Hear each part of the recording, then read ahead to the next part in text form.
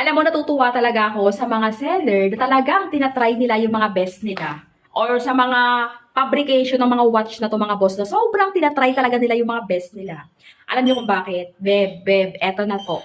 Beb, automatic mga bossing ko, glass na glass to.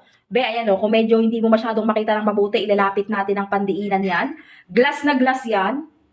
Yung pinakakahabos na makapal, makapal na makapal. At ang pinaka-strap makapal, pero tayo. Look at the strap. Be, makapal pero silicone, original ang strap. O, di ba? Grabe. Ang appearance ng relo, oy, napakaganda, napakagwapo, unisex yan. Pwede pa lalaki, pwede pa babae, pwedeng couple.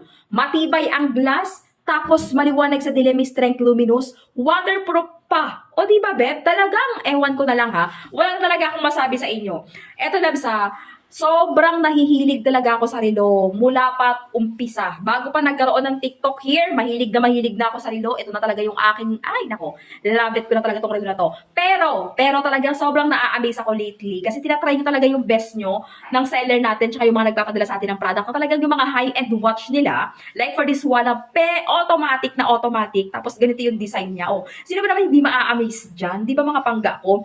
Quality, Japan quartz pa yan. May libreng box na, may libre pang warranty, may libre pang strap, ano-ano pa yung mga libre na marami pang libre. Oh, di ba? Discounted na discounted yan siya ngayon. Eto, loves, kung naghahanap ka lang din naman ng mga pangdiinang relo, eto na yon. Wag mo nang pahirapan ang sarili mo. Wag mo nang pahirapan, be. Maglalagay na lang ako ng link dyan sa baba para hindi ka naliligaw ng landas. Diyan na lang i-check out mo.